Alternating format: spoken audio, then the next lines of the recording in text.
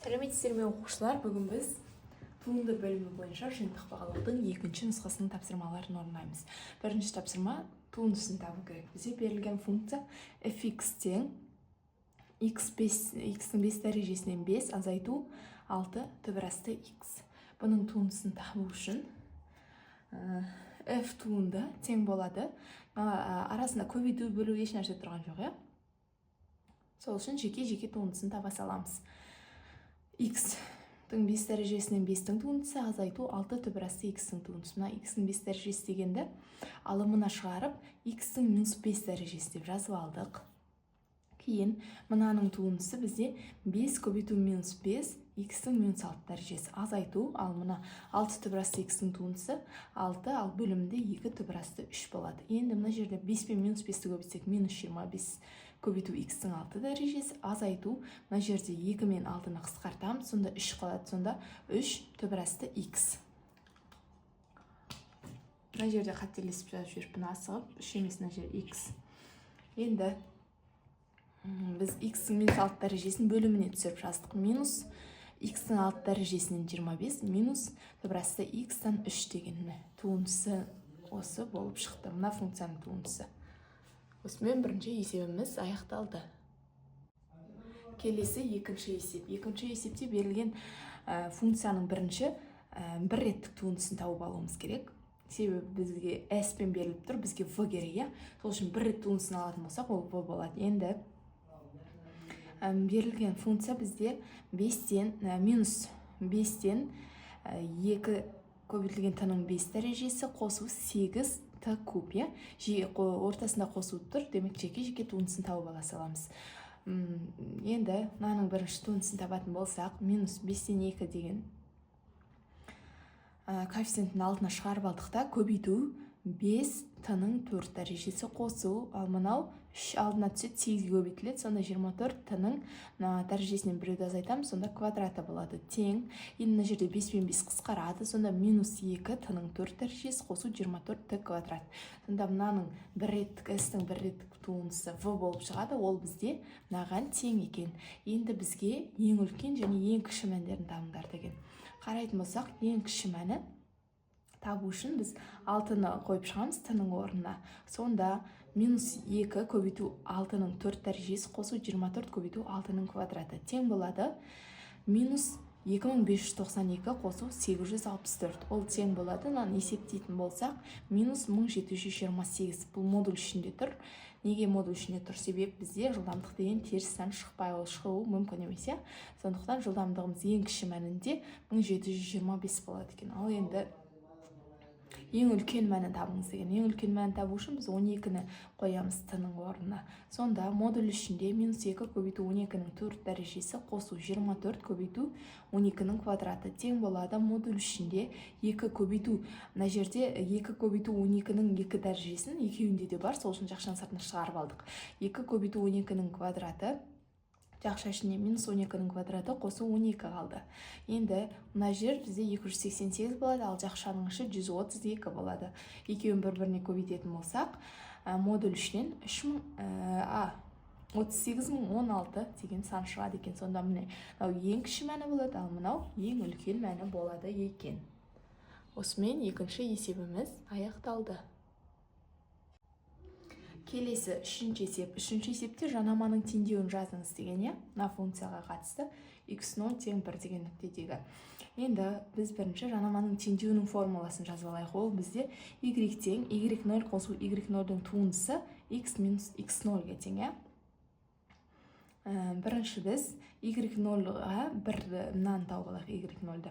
y0-ға x0-ды қойып тауып алайық. 1, иә, x0. Демек, мына жерде x-тардың барлығының орнына 1-ді қоямыз. Сонда бөлшектің бөлімінде 1 азайту 2, 2 көбейту 1 азайту 3 болады. Мына жерде бөлшегіміз бізге минус 2-ні береді. Минус 2 минус 3 бізде минус 5-ке тең. Сонда мына y0 дегеніміз минус 5 шықты. Енді ары қарай бізге осы y0-дің туындысын табу керек. Оның туындысын табу үшін x минус 2-ден 2x-тің туындысы азайту 3-тің туындысы. мына жерде бізде бөлу түрінде беріліп тұр, демек формула бойынша табамыз, сонда 2х-тің туындысы көбейту x минус 2-нің өзі, азайту 2х-тің өзі, x минус 2-нің туындысы, ал бөлімде x минус 2-нің квадраты болады. Ал 3-тің туындысы санның туындысы 0 болып кетеді. Енді 2х-тің туындысы 2, x минус 2-нің өзі, азайту 2х-тің өзі, x минус 2-ден 1 қалады. Ал бөлімде x минус 2-нің квадраты тең. Енді мыналарды жақшаны ашатын болсақ, 2х азайту 4, азайту 2х, x минус 2-нің квадраты тең, мына жерде 2х пен 2х қысқарады, минус 4 қалады. Ал бөлімде x минус 2-нің квадраты болады. Енді y 0-ге осы туындысына 1-ді қойып көреміз. Сонда минус 4 бөлімінде 1 минус 2-нің квадраты. Бөлімінен 1 шығады, сонда бұның жауабы минус 4-ке тең екен.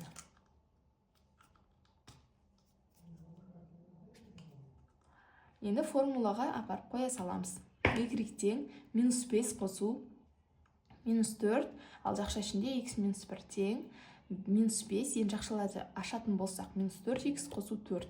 Енді минус 5 пен қосу 4-іміз минус 1-ді береді, сонда минус 1 минус 4х. Сонда y тең минус 1 минус 4х деген жанаманың теңдеуі шығады екен.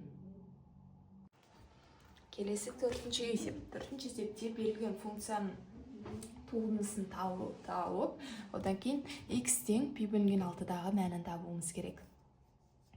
Берілген функциямыз f от x тең синус x-тан 2x минус 3.